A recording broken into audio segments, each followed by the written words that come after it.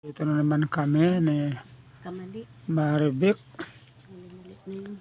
Ito. Nagalit ko. Ang dami nilang tahiin. Ang dami. Ito si Sister Charlie. Ay. Yan na nahi sila. Abalahin namin sila para sa pag-aaral mo lalo na kay Maribik. Kasi napaka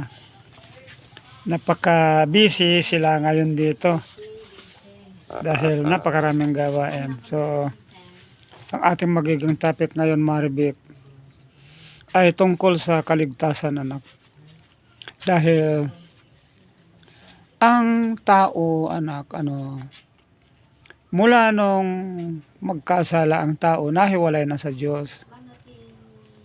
Napalayo na sa Kanya at nagkaroon ng sumpa dahil sa kasalanan.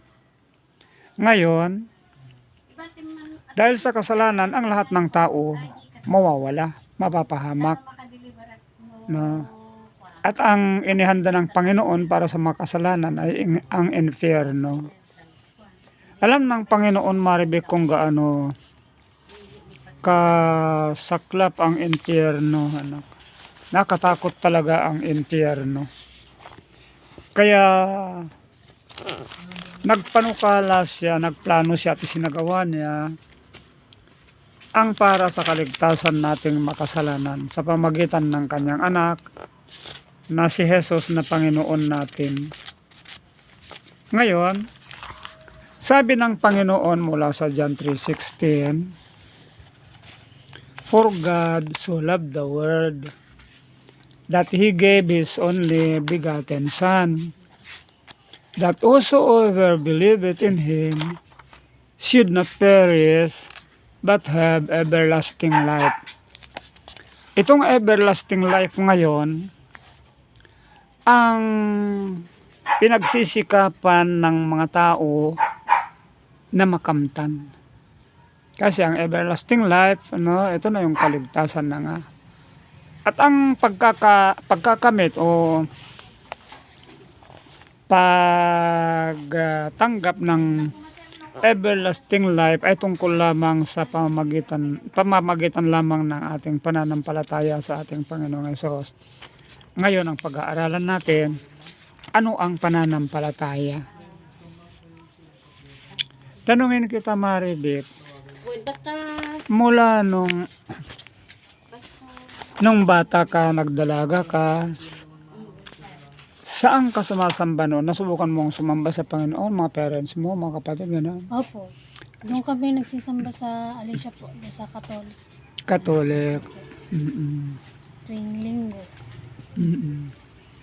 So, ang kaligtasan, anak, at kapahamakan, wala sa religion.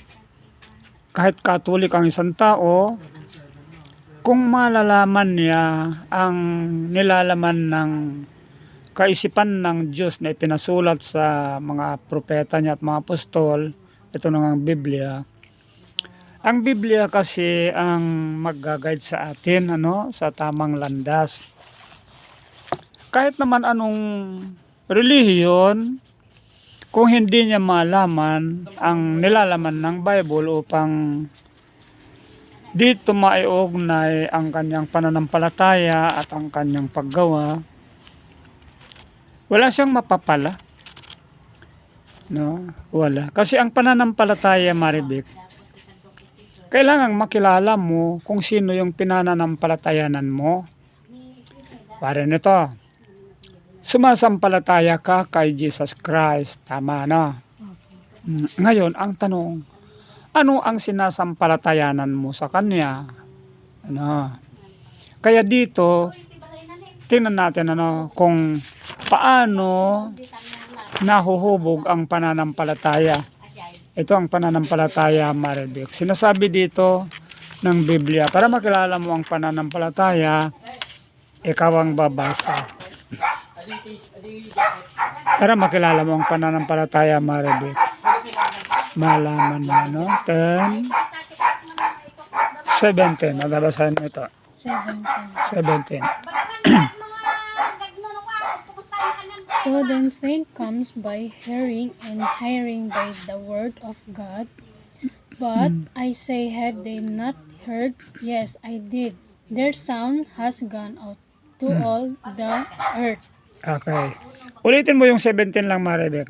17. Mm-mm. So then faith comes by hearing, and hearing by the word of God. Okay. So, sabi niya dito, kung ganoon, ang pananampalataya ay manggagaling sa pakikinig at ang pakikinig sa salita ni Hesukristo o salita ng Panginoon. Kaya nga, nung kami ay nasa Catholic pa, Maribek, sinasabi din namin na sumasampalataya kami. Pero, hindi ko alam kung ano ang sinasampalatayanan ko dahil wala naman akong alam sa Bible. Ayan. Kaya dito, ang pananampalataya manggagaling sa pakikinig. At ang pakikinig ay sa salita ni Kristo.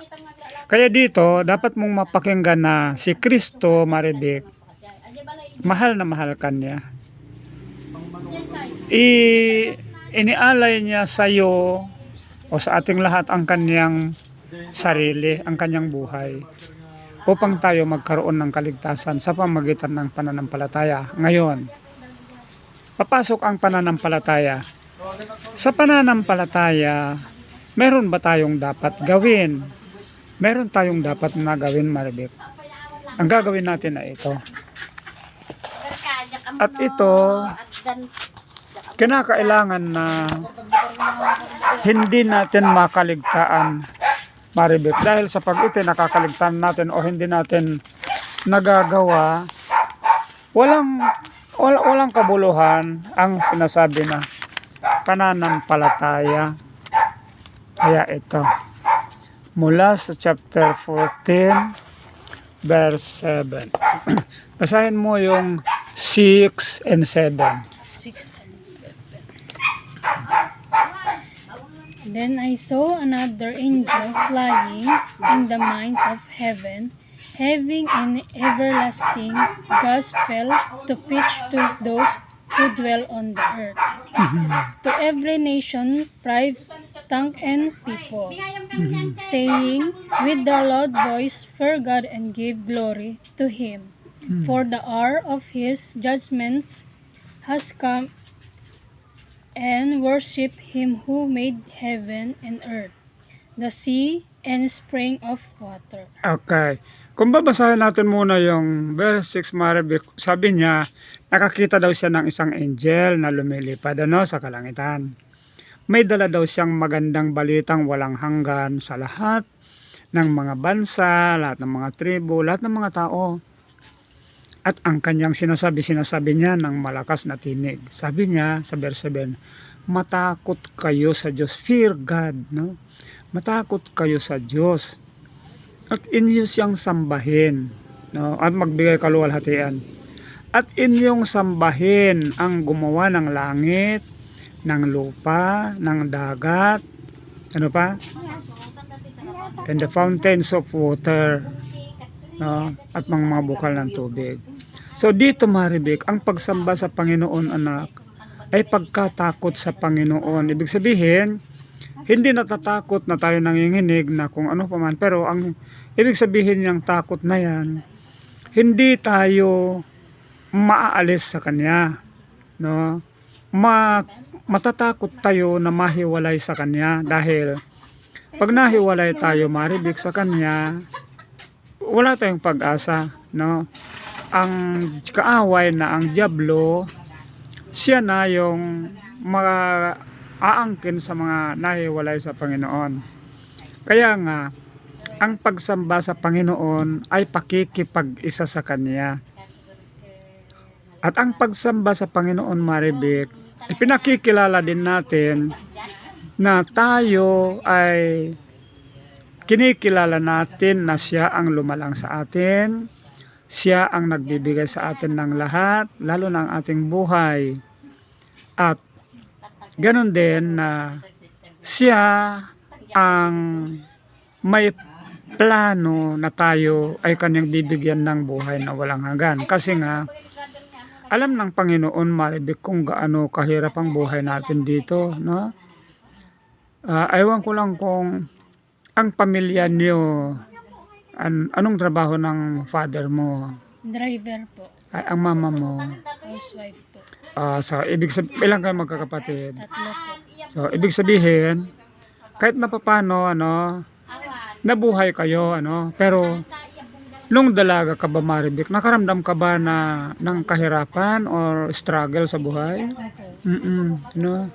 Alam mo, ang lahat ng struggle natin sa buhay, lahat ng nararamdaman natin na kabigatan, mga sakit, kung anong mga problema, dulot lahat ito ng kasalanan.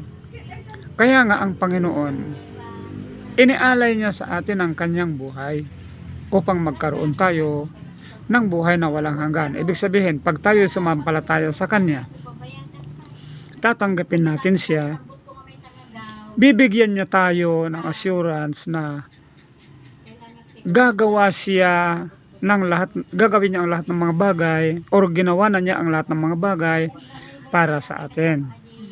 Parang ganito, Maribik. Ang kahirapan, hindi lamang sa kakulangan ng pera, anak. Dahil ang isang tao na hindi healthy, kung ang isang tao ay hindi healthy, kahit marami siyang pera, nakakaramdam siya ng kahirapan. Halimbawa, palaging masakit ang tuhod niya. Wala siyang sigla kasi masakit. Palaging masakit ang ulo. Palaging masakit ang katawan. Maraming sakit, Maribik, mula sa sakit ng tiyan, sakit ng ngipin, sakit ng ulo, sakit ng mata, sakit ng kung ano-ano pa. Ang lahat ng mga iyan ay nagpapahirap sa tao. Kaya nga dito, natutupad yung sinalita ng ating Panginoong Diyos na nung magkasala ang tao, dumating sa sanglibutan ang kahirapan. At ang sabi niya, ang tao mabubuhay sa pamagitan ng paghihirap. Ang hirap ngang hanapin. Dito, ang isang napakahirap na hanapin, Maribik, yung kaligayahan kung minsan, kaligayahan, katuwan, o yung contentment, ganyan, at kalusugan. Dahil ang mga tao na nalilihis ng banal na pangaral, Maribik, hindi niya makakamtan ang sapat na kalusugan sa kanyang katawan dahil hindi naman niya malalaman ang batas ng kalusugan. Pero sa atin dito, kinakailangan na sa ating pananampalataya, malalaman natin kung ano ang sinasabi ng ating Panginoon tungkol sa ating kalusugan. Kaya nga marami siyang ipinagbawal sa atin. Dahil yung kanyang mga ipinagbawal, hindi talaga dapat na kainin at inumin. Dahil kung kakainin ng tao yan o iinumin niya, magkakaroon siya ng problema sa kalusugan. Nasubukan mo nang sumakit ang iyong tiyan, Opo. o nabigla-bigla lang, So ang pagsakit ng tiyan, kung minsan, halimbawa, tulad yan, healthy ka naman, bigla na lang makaramdam ka ng sakit ng tiyan, pagsusuko at pagtatae. Ibig sabihin, may nakain ka na hindi tama, may nainom ka na hindi tama. So, yung mga ganon, ang katawan sasabihin niya, ayaw ko. So, yun yung pinakasimpleng pangunawa kung bakit nagkakaroon tayo ng mga ganong karamdaman kung minsan. So, dito, ang ating Panginoong Hesus, sa pag-aalay niya sa kanyang buhay para sa atin, kinuhan niya lahat ang ating mga kasalanan, mga pabigat, yung ating mga nararamdamang sakit, kinuha na niya lahat ito. Ngayon, dito niya tayo gustong bigyan ng kalayaan. Pag tayo sumampalataya, Maribik, at tinanggap natin siya, upang atin siyang sambahin at paglingkuran, ang sabi niya, siya ang papasan sa lahat ng mga bagay. Titingnan natin, sabi niya dito. Nepanyaya nga siya dito eh. Ang sabi niya mula dito sa Matthew, sabi niya, dito may sabi siya, 28.